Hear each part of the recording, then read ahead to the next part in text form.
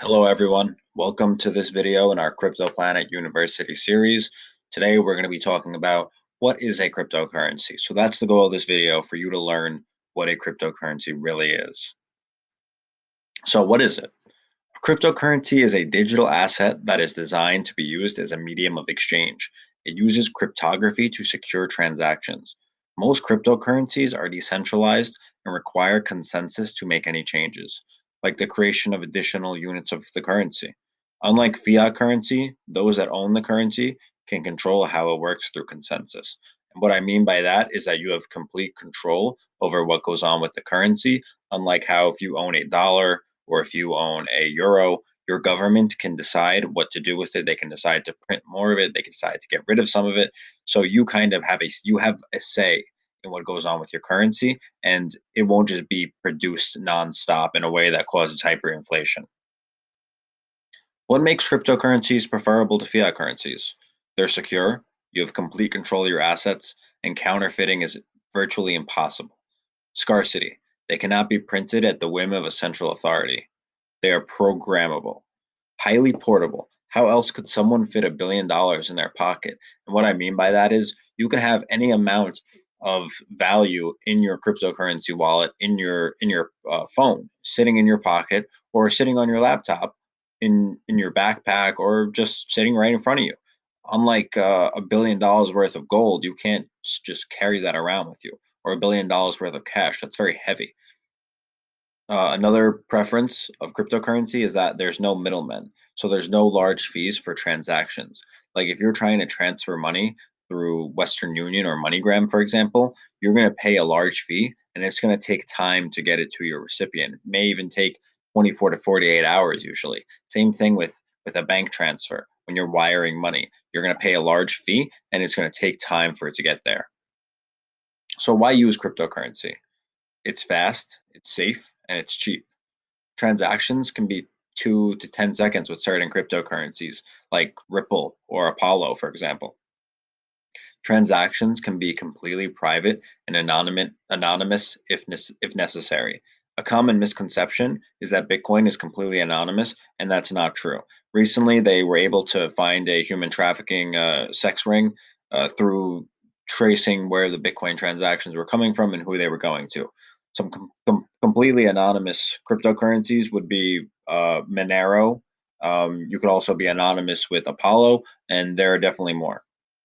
Borderless payments. So, for example, a migrant who is leaving their country, living somewhere else on the other side of the world, would usually use something like MoneyGram or Western Union to transfer money home. And we talked about how large those fees are and how much they rack up over time.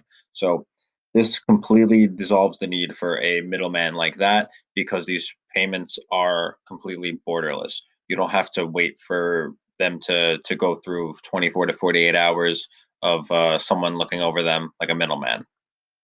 Decentralized nature. So decentralized nature, like I talked about earlier, would be basically how there's no central entity controlling what is going on with the cryptocurrency. There's less risk to merchants. So, for example, if someone is using a credit card to purchase things from a merchant, they can pretty much say, "Oh, I didn't do that," and they can do a chargeback. Or someone who is stealing credit cards can use them and purchase from a merchant, and the merchant is going to get screwed in the end because the bank is always going to side with the person who is purchasing. So this totally removes that risk when it comes to sellers. Low inflation and collapse risk. So without the possibility of hyperinflation, there really isn't any sort of large chance of currencies collapsing in the cryptocurrency world. There may be other sort of issues that cause this, like it's a scam. Certain cryptocurrencies are scams, but we're going to talk about how you have to do research to figure out which of those currencies are legit and which aren't. Risks of using cryptocurrency. Hackers. Cryptocurrencies are targets for highly sophisticated hackers who have been able to breach advanced security systems. And a lot of the times, they'll hack people who are using public Wi-Fi's. They'll hack exchanges, and that's also why there are fewer protections. So if you trust an exchange to hold your cryptocurrencies and something goes wrong, that company may not always offer you the kind of help that a bank could provide, and they may not even be legally obligated to do so. That's why could be better to hold your cryptocurrency in an offline wallet, and we talk about this in the What is Bitcoin video. Scams. Scammers take advantage of the hype surrounding cryptocurrency to cheat people, and many times they have succeeded. If you guys haven't heard of BitConnect, that is a huge Ponzi scheme that collapsed in 2017, and that caused a lot of cryptocurrencies to go down in value at the time. That was the peak of the bubble, actually, and it was collapsed when well, I'm not sure exactly when it collapsed, but people were basically receiving 1 to 2% interest every day, and there were large referral bonuses, and it was just clearly a Ponzi scheme. And these sort of things go on in the crypto space, so you just have to be aware of these as well. Lack of transparency. So the anonymous nature of cryptocurrencies make transparency and accountability difficult for consumers seeking to ensure the safety of their investments. Is there more than just Bitcoin? Yes, of course. Bitcoin is the most well-known, but the other major well-known coins are Ethereum, Litecoin, and Ripple.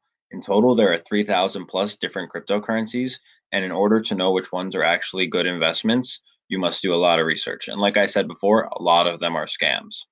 This research consists of technical analysis, which is reading the charts, looking into the progress that the project is making, which you can find on their Twitter or maybe GitHub, and reading the white paper. The white paper basically explains what the project is trying to accomplish, and this can usually be found on their website. So you can usually tell when a project is a scam based off of what they're trying to accomplish, their community, and whether or not they're actually accomplishing these things. For example, a scam project would be uh, Theresa May coin. You can look this up on CoinMarketCap. There's totally no use for it. It's named off of the British leader Theresa May. It's completely pointless, and it's just an absolute scam.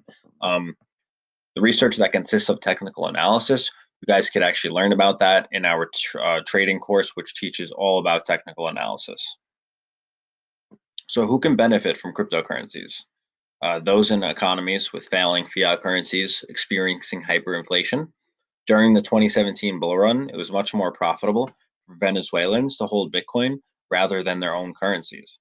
Those without access to banking. Over 1.2 billion people worldwide suffer from this, and cryptocurrency fixes this issue for them as long as they have a phone and internet access. Who dislikes cryptocurrency? Central banks. Decentralized cryptocurrencies remove most of the use case that banks provide.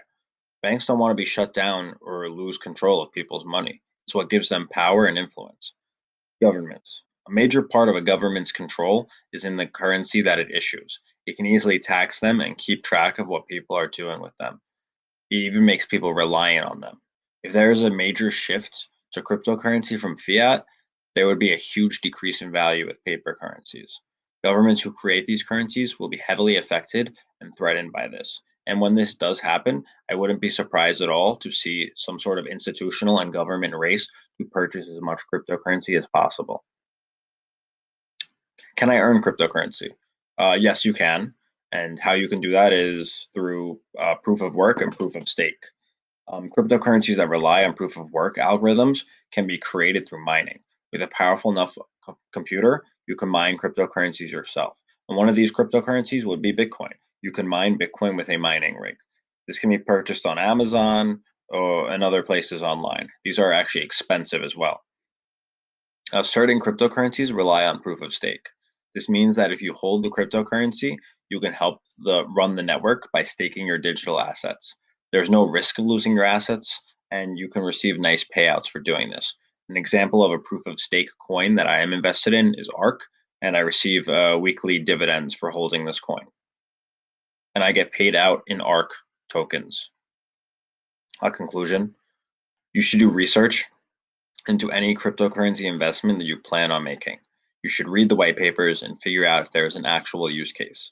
Cryptocurrencies have the potential to change our financial systems as we know it, and absolutely will not disappear anytime soon. I hope you guys enjoyed this CryptoPlanet University video on what is cryptocurrency. I hope you guys learned a lot, and you guys should definitely check out the rest of the videos here in order to learn as much as possible about this topic before you make any sort of investment.